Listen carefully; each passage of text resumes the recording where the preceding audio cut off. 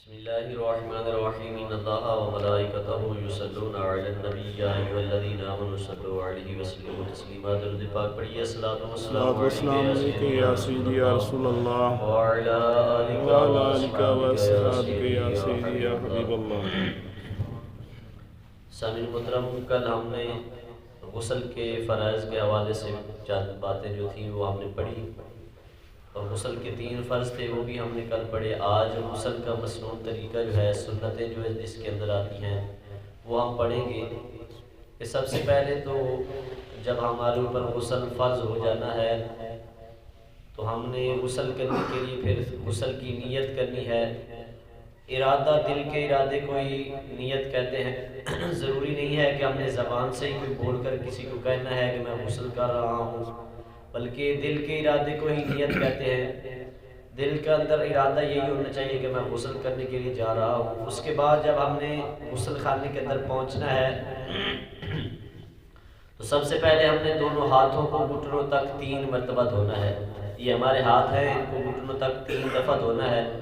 پھر استنجے کی جگہ کو دھونا ہے، خواہ نجاست لگی ہو یا نہ لگی ہو، یعنی استنجا ہم نے کر لینا ہے۔ اس کے بعد ہم نے اپنے بدن کے اوپر پانی ڈالنے کے لیے، اس کا طریقہ، مسنون طریقہ یہ لکھا گیا ہے کہ پہلے ہم نے دائیں کندھے کے اوپر 3 مرتبہ، پھر بائیں کندھے کے اوپر 3 مرتبہ پانی بہانا ہے۔ غسل کے فرائض تو ہم نے کل پڑھے تھے کہ وہ غسل کے 3 فرض ہیں۔ پہلا غرارے کرنا، دوسرا ناک کی نرم ہڈی تک پانی چڑھانا، تیسرا ہے پورے بدن پر اس طرح پانی بہانا کہ کوئی جگہ خشک نہ رہے۔ آج جو مسنون طریقہ ہے کہ ہم نے کرنا کیا کیا ہے، تو یہ پہلے استنجا کرنے کے بعد بہتر یہ ہے کہ وہ وضو کر لے، تو یہ اس کے لیے بہتر ہے۔ جس طرح ہم نماز کے لیے وضو کرتے ہیں، پورا وضو کر لے۔ ہاں، اگرچہ کسی چوکی یا تختے وغیرہ پر نہ ہو تو پھر پاؤں نہ دھوئے، اینڈ پہ غسل کرنے کے بعد، غسل سے فارغ ہونے کے بعد دھو سکتا ہے۔ اگر کسی چوکی یا تختے کے اوپر اونچی جگہ پر کھڑا ہو کر غسل کر رہا ہے تو پھر پاؤں بھی دھو لے، تو یہ بھی اس کے لیے بہتر ہے۔ 3 مرتبہ دائیں کندھے پر، 3 مرتبہ بائیں کندھے پر پانی بہائے، پھر پورے جسم پر اس طرح پانی بہائے کہ کوئی جگہ خشک نہ رہے، اور نہاتے وقت قبلہ کی طرف رخ نہ ہو، یعنی قبلہ کی طرف منہ کر کے بھی غسل نہیں کرنا چاہیے، اور قبلہ کی طرف پیٹ کر کے بھی غسل نہیں کرنا چاہیے۔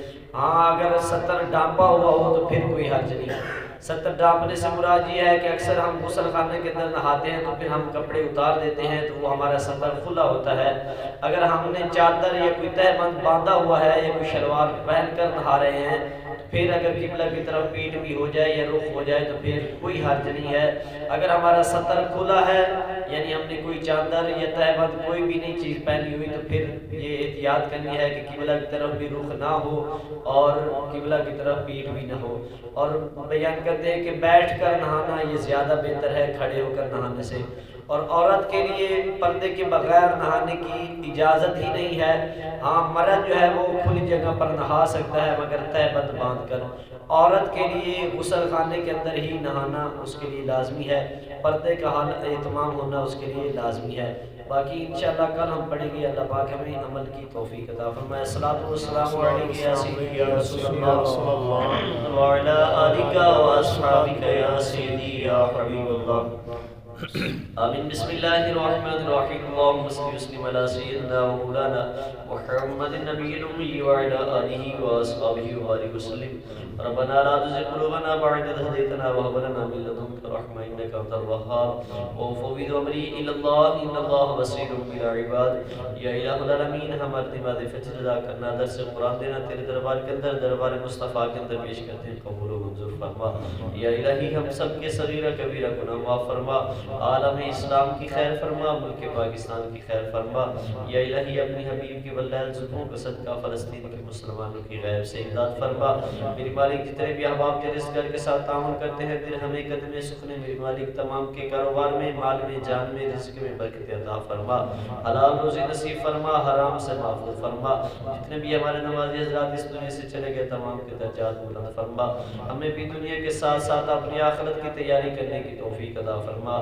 یا الہی، جس کسی نے بھی کہا دعا کے واسطے، یا رب کر دے پوری آرزو ہر بے کس و مجبور کی۔ وصلی اللہ تعالی علی حبیبہ خیر خلقہ محمد وعلی آلہ و اصحابہ اجمعین برحمتک